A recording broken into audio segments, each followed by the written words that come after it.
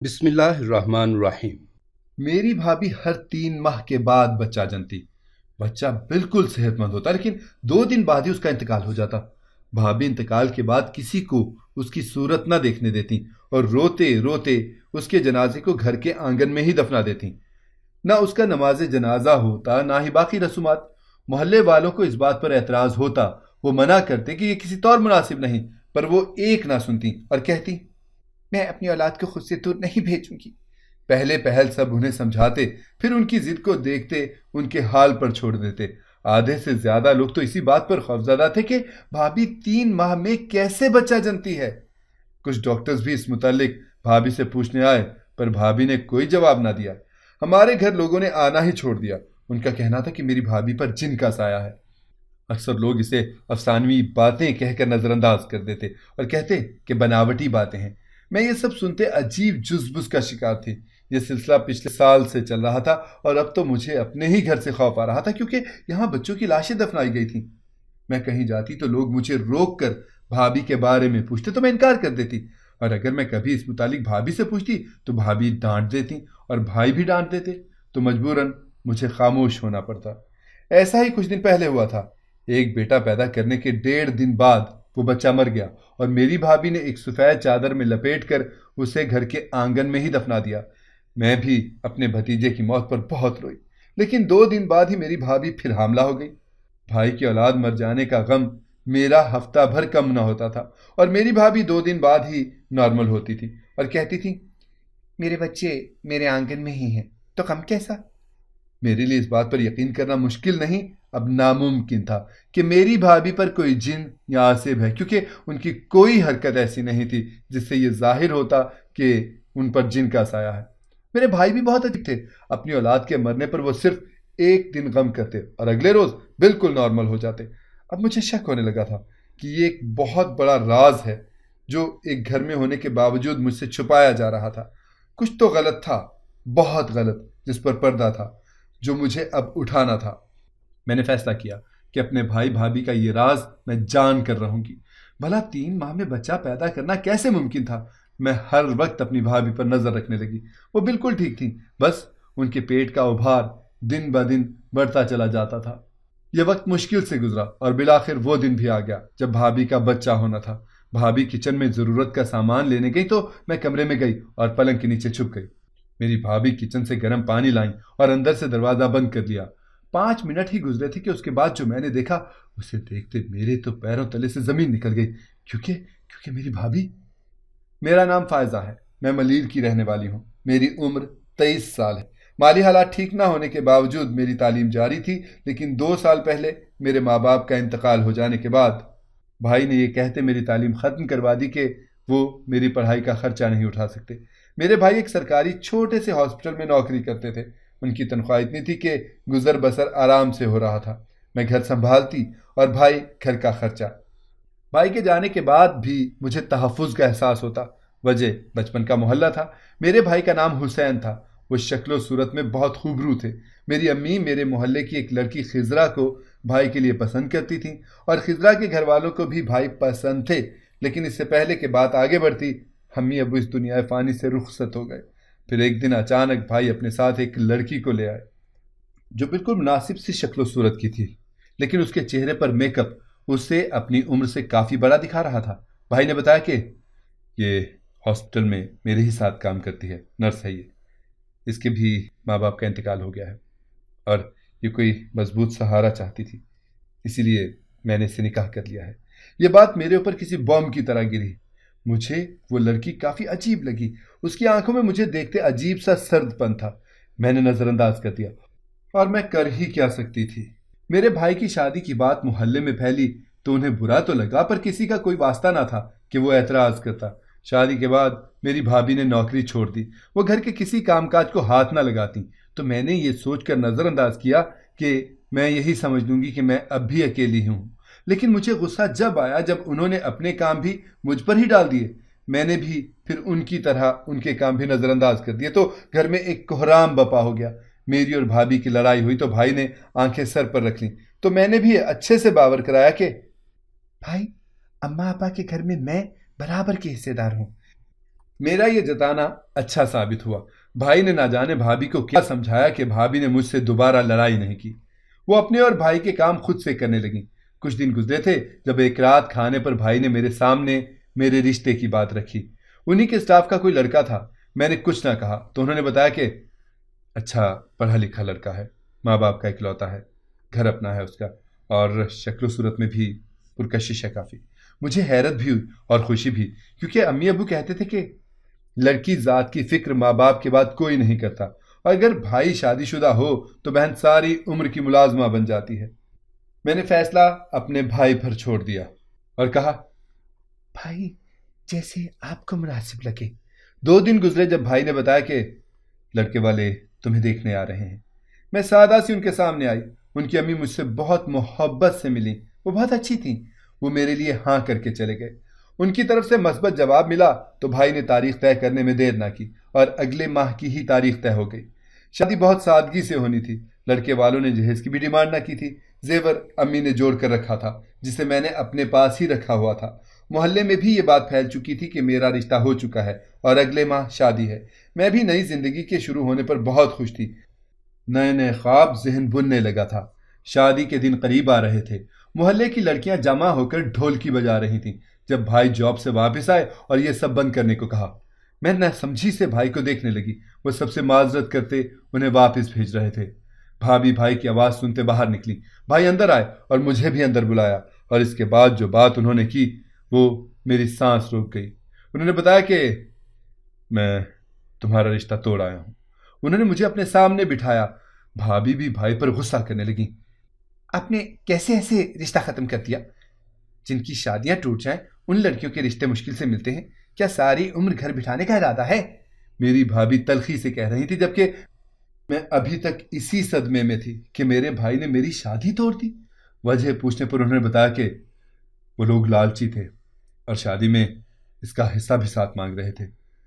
جس سے اس کا رشتہ ہوا تھا اس نے باتوں ہی باتوں میں کہا تھا کہ شادی کے بعد اس کا کاروبار کا ارادہ ہے اور حصے کے جائیداد کے جو پیسے ملنے ہیں اس سے کاروبار کرنے میں کافی مدد ہو جائے گی۔ یہ سب سنتے ہی میرا دل بھی عجیب ہو گیا تھا۔ مجھے بہت رونا آنے لگا۔ بھائی کا بتانا تھا کہ بھابھی کا بھی غصے کا رخ اب لڑکے والوں کی طرف ہو گیا۔ گھر ہاتھ سے نکل جانے کا سن کر وہ بھی اب بھائی کی حمایت کرنے لگی تھی۔ میں خاموشی سے اٹھ کر اپنے کمرے میں چلی گئی۔ کچھ بھی سوچنے سمجھنے کی کیفیت ہی نہ تھی۔ پل میں سارے خواب چکنا چور ہو گئے۔ محلے میں سب کو یہ بات پتہ چل گئی کہ میرا رشتہ ٹوٹ گیا ہے۔ اگلے 2 دن تک وقتاً فوقتاً کوئی نہ کوئی مجھے حوصلہ دینے آتا۔ بات آئی گئی ہو گئی۔ سب کچھ اپنے معمول پر گیا، جب مجھ پر ایک اور انکشاف ہوا جسے جانتے میرے زخم نئے سرے سے ہرے ہو گئے کہ میرے بھائی میری شادی بھی جلدی اسی لیے کرنا چاہتے تھے تاکہ میرا اس گھر پر سے حصہ ختم کر سکیں۔ میں کچھ نہ بولی۔ اب کوئی تھا بھی نہیں جو سنتا یا مدد کرتا سوائے اللہ کے۔ وقت تیزی سے گزرنے لگا۔ جب بھابھی اور بھائی کی شادی کو 1 سال ہو گیا پر ان کے ہاں کوئی اولاد نہ ہوئی تو بھائی بھابھی کو پریشانی لاحق ہوئی۔ محلے کی عورتیں بھابھی کو نئے نئے ٹوٹکے بتاتی لیکن بھابھی کے ہاں اولاد نہ ہوتی۔ ایک روز بھابھی بھائی کے ساتھ کسی بڑے مزار پر منت مانگنے گئیں۔ ہماری پڑوس کی خالہ نے انہیں بتایا تھا کہ ارے بیٹیا، تم مزار پر جا کر دعا کیوں نہیں مانگتی؟ وہاں پر جو بھی گیا اس نے دعا مانگی تو خالی ہاتھ نہیں لوٹا، اس کی گود بھر جاتی ہے۔ میری بھابھی بھی اسی بات پر ایمان لے آئیں اور وہاں سے آنے کے 2 دن کے بعد ہی حاملہ ہو گئیں۔ سب کو بہت تعجب ہوا۔ بھلا اگر مزار پر جانے سے اولاد ہوتی تو آدھی دنیا وہیں ہوتی۔ خیر میں بھی خوش ہو گئی، لیکن پھر سب کچھ عجیب ہونے لگا۔ میری بھابھی 3 ماہ بعد ہی ماں بن گئی۔ سب کہنے لگے کہ یہ مزار پر منت کا کرشمہ ہے، لیکن جو علم والے تھے وہ یقین نہ کر سکے، اور اب میں اس شک کی بنیاد کو گرا کر یقین کی عمارت کھڑی کرنا چاہتی تھی۔ اسی وجہ سے ان کے کمرے میں چھپی، لیکن جو حقیقت میں نے دیکھی میرا دل کیا زمین پھٹے اور میں اس میں سما جاؤں۔ کاش میں اس راز سے پردہ نہ ہٹاتی، یا کاش میں یہ سب دیکھتی ہی نہ۔ میں نے رات کو جو حقیقت دیکھی وہ دیکھنے کے بعد میری ہمت نہ ہوئی کہ میں پلنگ کے نیچے سے نکل سکوں اور اپنے بھائی بھابھی پر یہ ظاہر کروں کہ میں سچ جان چکی ہوں۔ اسی لیے پلنگ کے نیچے لیٹی لیٹی آنسو بہاتی رہی، لیکن وہاں رکنا مزید وبال جان ہو گیا۔ رات کا نہ جانے کون سا پہر تھا کہ میں ہوش میں آئی۔ کمرے میں اندھیرا تھا، بھائی بھابھی سو چکے تھے۔ میں آہستہ سے کمرے سے باہر نکل گئی اور اپنے کمرے میں آ کر بہت روئی اور روتے روتے سو گئی۔ صبح میں اپنے کمرے سے باہر ہی نہیں نکلی۔ میں اپنے بھائی کی شکل بھی نہیں دیکھنا چاہتی تھی اور بھابھی کی بھی نہیں۔ مجھے دن میں وقتاً فوقتاً بچے کے رونے کی آواز آتی رہی، جس سے سنتے میرا کلیجہ پھٹنے لگا۔ مجھے سمجھ نہیں آ رہا تھا کہ میں کیا کروں۔ میں رات بھی باہر نہ نکلی تو میرے بھائی نے کمرے کا دروازہ بجایا، پر میں نے کوئی جواب نہ دیا۔ رات کا تیسرا پہر تھا جب مجھے بھوک کی شدت سے کمرے سے باہر نکلنا پڑا۔ میں کچن میں گئی اور اپنے لیے کھانا لے کر واپس کچن میں آ گئی۔ مجھے سمجھ نہیں آ رہا تھا کہ میں ایسا کیا کروں کہ کچھ کر سکوں، پر میں مجبور تھی۔ اگلے دن بھی میں باہر نہ نکلی تو میرے بھائی کے ساتھ بھابھی کو بھی تشویش ہونے لگی، لیکن میں نے دروازہ کھولے بنا کہہ دیا، میری طبیعت خراب ہے، مجھے اکیلا چھوڑ دیں۔ دوبارہ کسی نے دستک نہ دی۔ تیسرے دن ہر بار کی طرح صحن میں بھابھی کے رونے کی آواز گونجنے لگی۔ میرا دل بھی ساتھ ساتھ رونے لگا، اور پھر میں نے ایک بہت بڑا قدم اٹھانے کا فیصلہ کیا جو شاید میری زندگی کا بھیانک موڑ لا سکتا تھا۔ میں رات کے 2 بجے اٹھی۔ بھائی بھابھی کے کمرے میں تھے۔ بھابھی رو رو کر نڈھال ہو کر شاید بہت سکون کی نیند سو چکی تھی۔ اپنے ڈر اور پاؤں کی لرزاہٹ پر قابو پاتے میں آنگن میں آئی اور روشنی اس تازہ کھود کر بھری گئی مٹی کے گڑھے پر ڈالی جو ایک چھوٹے سے معصوم کی قبر تھی۔ فیصلہ بہت بڑا تھا، لیکن یہ بہت ضروری تھا، اور میں نے جو آگے کرنے کا سوچا تھا وہ تو اس سے بھی زیادہ خطرناک تھا۔ میں نے ایک نظر بھائی بھابھی کے کمرے کو دیکھا، پھر احتیاطاً باہر سے کمرے کی کنڈی لگا دی۔ آنگن میں آ کر واپس ایک چھینی اٹھائی اور اس معصوم کی قبر کھودنے لگی۔ میرا دل کانوں میں دھڑک رہا تھا اور ہاتھ بری طرح کانپ رہے تھے۔ جب چھینی میں ایک کپڑا اٹکا، میں نے تھوک نکلتے چھینی ایک طرف رکھی اور لرزتے ہاتھوں سے مٹی ہٹانے لگی۔ میری پیشانی سے پسینے کی بوندیں ٹپکی، مٹی میں جذب ہونے لگی۔ جب مٹی ہٹی اور میرا ہاتھ کپڑے پر اٹکا، میں نے اپنی آنکھیں میچی اور وہ سفید پوٹلی نما وجود باہر نکال لیا، اور جیسے ہی کپڑا کھولا میری آنکھیں پھٹی کی پھٹی رہ گئیں۔ میں بے یقینی سے اسے دیکھنے لگی۔ دل کی دھڑکن بھی ایک دم ساکت ہو گئی، کیونکہ اندر تو میں پلنگ کے نیچے لیٹی اپنی دھڑکنوں کا شمار کر رہی تھی جو پکڑے جانے کے ڈر سے 120 کی رفتار سے دھڑک ہی رہی تھی۔ جب بھابھی گرم پانی اور کپڑا لے کر کمرے میں داخل ہوئی اور پھر دروازہ لاک کر دیا، انہوں نے بیڈ پر بیٹھتے ہی وہ کپڑا اپنی گود میں رکھا اور جس بالٹی میں وہ پانی رکھ کر لائی تھیں اس میں اپنے پاؤں ڈال دیے اور بیڈ پر ایسے ہی لیٹ گئیں۔ پھر کچھ دیر بعد کھڑی ہوئیں اور آئینے کے سامنے اپنا پیٹ دیکھنے لگیں، اور پھر مسکراتے ہوئے اپنا ہاتھ قمیص کے اندر ڈالا، اور جب واپس نکالا تو ہاتھ میں فوم تھا۔ میری آنکھیں پھٹی کی پھٹی رہ گئیں۔ میری بھابھی کے پیٹ کا ابھار بالکل غائب تھا، یعنی وہ حاملہ تھی ہی نہیں بلکہ سب ناٹک تھا۔ میں نے صدمے سے منہ پر ہاتھ رکھ لیا۔ پھر وہ بچے کہاں سے آتے تھے؟ میں سوچنے لگی۔ میرا سر پھٹنے لگا تھا۔ میرا دل کیا میں باہر نکل آؤں اور بھابھی سے سب پوچھوں۔ میں عجیب سی کشمکش میں ہی تھی جب کمرے کی کھڑکی پر دستک ہوئی۔ بھابھی نے جلدی سے کمرے کی کھڑکی کھولی تو بھائی کی آواز آئی، جلدی کرو، کوئی آ جائے گا۔ میری بھابھی نے ایک جھٹکا دیا تو گرل ہاتھ میں آ گئی۔ میرے بھائی نے اندر آ کر ایک پوٹلی نما وجود بھابھی کے آگے کیا اور خود جلدی سے گرل واپس لگائی۔ میں جلدی سے پلنگ کے نیچے سمٹ گئی کہ کہیں کسی کو شک نہ ہو جائے۔ جب بھائی دوبارہ بولے، آج بہت مشکل ہوئی ہے، ابھی یہ بچہ بے ہوش ہے، کچھ دیر میں ہوش میں آ جائے گا، اچھے سے خیال رکھنا، پچھلی بار تم نے بھوکا مارنے کی نوبت لا دی تھی۔ یہ صفاق آواز میرے بھائی کی تھی۔ مجھے اپنی سماعتوں پر یقین نہ ہوا کہ میرا بھائی بچہ اغوا۔ بھائی کا کہنا تھا کہ بھابھی نے کہا، ارے بے فکر رہیں۔ اس کے بعد بھائی واش روم میں بند ہو گئے اور بھابھی بچے کو لٹانے لگیں، اور پھر جب بھائی کمرے میں آئے انہیں کھانا دیا اور اس کے بعد وہ دونوں سو گئے، جبکہ میں یہی سوچتی رہ گئی کہ بھائی بھابھی کتنے بڑے گناہ میں ملوث ہیں، اور پھر 2 دن بعد اس بچے کے ساتھ کیا کرتے ہیں۔ میری تو روح کانپ گئی یہ سوچتے کہ بھائی بھابھی اس بچے کو مار کر دفنا دیتے ہیں۔ میرے آنسو بھل بھل بہنے لگے، لیکن یہ بھی ایک بڑا سوال تھا کہ بھائی بچے لاتے کہاں سے تھے؟ ہاسپٹل سے چوری کر کے؟ پر بھائی کا ڈپارٹمنٹ تو بہت الگ تھا، جہاں نہ بچہ ہوتا اور نہ ہی ماں۔ اس رات کمرے سے میں اپنے بھائی بھابھی کے لیے بہت سے سوال اور نفرت لے کر نکلی تھی۔ آج جب میں نے وہ بچہ مٹی کھود کر نکالا تو بہت سے نئے سوالوں نے ذہن میں جنم لیا۔ اب تو برداشت کی حد ہو گئی تھی، میری بھی بس ہو گئی۔ میں نے اپنے آنسو صاف کیے اور وہ پوٹلا اٹھا کر بھائی کے کمرے کے پاس گئی اور دروازے پر دستک دی۔ 2 سے 3 بار دستک دینے پر بھابھی نے دروازہ کھولا۔ اس سے پہلے کہ وہ مجھے جھڑکتی یا کچھ کہتی، ان کی نظر میرے ہاتھ میں موجود کپڑے کی گٹھڑی پر پڑی تو وہ ٹھٹک کر رک گئی۔ ان کے ماتھے پر ننھے ننھے پسینے نمودار ہوئے. وہ ایک دم گھبرا گئی. ماتھے سے اپنا پسینہ صاف کرتے انہوں نے میرے سخت تاثرات دیکھے اور بھائی کو پکارنے لگیں. بھائی شاید نیند میں تھے. دروازے پر آئے تو مجھے نہ سمجھی سے دیکھا، پھر اپنی بیوی کو سوالیہ نظروں سے. جب میں نے پوچھا بھائی وہ بچہ کہاں ہے، تو بھائی کی نیند بھی ایک دم اڑ گئی. وہ سناٹے میں آ گئے اور مجھ سے غصے سے کہا کیا پوچھ رہی ہے تو؟ میں نے چبا چبا کر کہا جو بچہ آپ چرا کر لاتے ہیں اور جن کے مرنے کا ناٹک کرتے ہیں وہ بچے کہاں ہیں؟ میں غصے سے چلائی تو بھائی نے صورت سے سختی سے میرا منہ بند کر دیے اور بولے بکواس بند کرو. میں نے ان کا ہاتھ جھٹکا اور کہا میں بکواس نہیں کر رہی، مجھے سچ جانا ہے کہ آپ لوگ کون سا گھناؤنا کھیل کھیل رہے ہیں، کیا کرتے ہیں سب کچھ؟ میرے چیخنے پر بھائی ایک دم سن ہو گئے اور پھر اگلے لمحے ہی مجھے بازو سے گھسیٹتے میرے کمرے میں لے کر گئے. اندر سے میرا فون اٹھایا اور مجھے کمرے میں بند کر دیا. میں دروازہ بجاتی رہی پر انہوں نے دروازہ نہیں کھولا. میں ساری رات روتی رہی. مجھے خوف بھی آ رہا تھا کہ بھائی بھابھی کہیں سچ چھپانے کے لیے مجھے مار ہی نہ دے. اگلے دن صبح 11 بجے کمرے کا دروازہ کھلا. بھائی اندر آئے اور اندر سے دروازہ لاک کر لیا. میں اپنی جگہ پر بیٹھی رہی. مجھے وہ بھائی نہیں کوئی جانور لگ رہا تھا. وہ میرے پاس بیٹھے اور سنجیدگی سے بولے اس متعلق کسی کو کچھ مت بتانا. میں نے افسوس اور نفرت سے اپنے بھائی کو دیکھا اور غصے سے پنکاری آپ کا ضمیر مردہ ہو چکا ہے. ان کا ضمیر شاید واقعی مردہ ہو چکا تھا. تبھی وہ میری بات کو نظر انداز کرتے پھر سے بولنے لگے تم نے جو دیکھا، جو سنا، جو سمجھا اسے بھول جاؤ. میں تمہارے ساتھ کچھ برا نہیں چاہتا.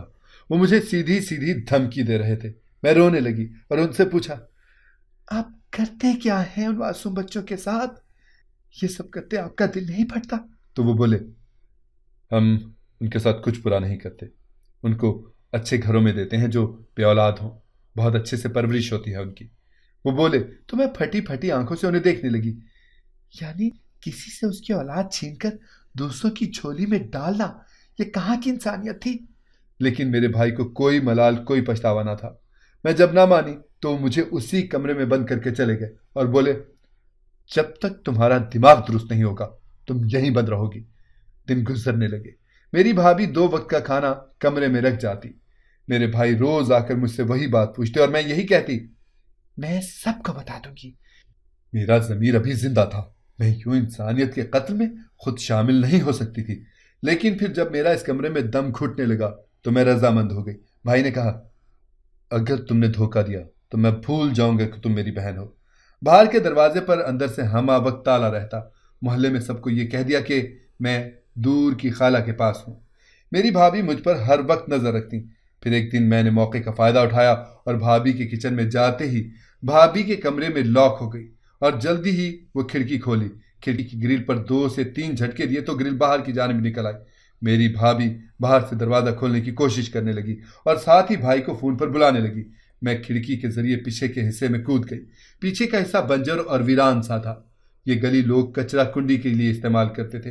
میرے ہاتھ پاؤں بری طرح کانپنے لگے. باہر تو میں نکل آئی تھی پر سمجھ نہیں آ رہا تھا کہ کیا کروں. اگر پولیس کے پاس جاتی تو راستہ نہیں معلوم تھا اور نہ جانے کیا ہوتا. مجھے اپنی حفاظت بھی کرنی تھی. آخری حل مجھے جو نظر آیا میں نے اس پر عمل کیا. میں گھوم کر اپنی گلی میں آ گئی اور میں نے سب کو اکٹھا کر لیا. سب مجھے دیکھ کر حیران ہو گئے اور روتے ہوئے میں نے ساری حقیقت بتائی تو کسی کو یقین آیا کہ میرا بھائی ایسے بھی کر سکتا ہے. لیکن سچ تھا. میری بھابھی بھی باہر آ چکی تھی اور ان کے چہرے کی ہوائیاں اڑی ہوئی تھیں. انہوں نے ڈر کر فوراً گھر کو اندر سے لاک کرنا چاہا. جب محلے کی عورتوں نے ایسا نہ کرنے دیا اور ان کے ہاتھ سے موبائل چھین کر اور ساتھ ہی پولیس کو فون ملایا. ایک عورت نے گھر میں لے جا کر بھابھی کی قمیص اٹھائی تو وہ فوم کا ابھار نکلا. میری بھابھی کے منہ پر 2-3 تھپڑ مارے تو وہ سب کچھ سچ اگلنے لگی. پولیس آ چکی تھی. بھائی آئے تو انہیں بھی پکڑ لیا. جیل لے کر گئے. وہاں تفتیش کے درمیان معلوم ہوا کہ وہ اکیلے نہیں تھے بلکہ ہاسپٹل میں 4 لوگ اس کام میں شامل تھے. ایک پورٹر جو بچے کی پیدائش کے وقت وہاں موجود ہوتی تھی، دوسرا پچھلے دروازے کا چوکیدار، تیسرے بھائی اور چوتھا وہ جو یہ سب کرواتا تھا.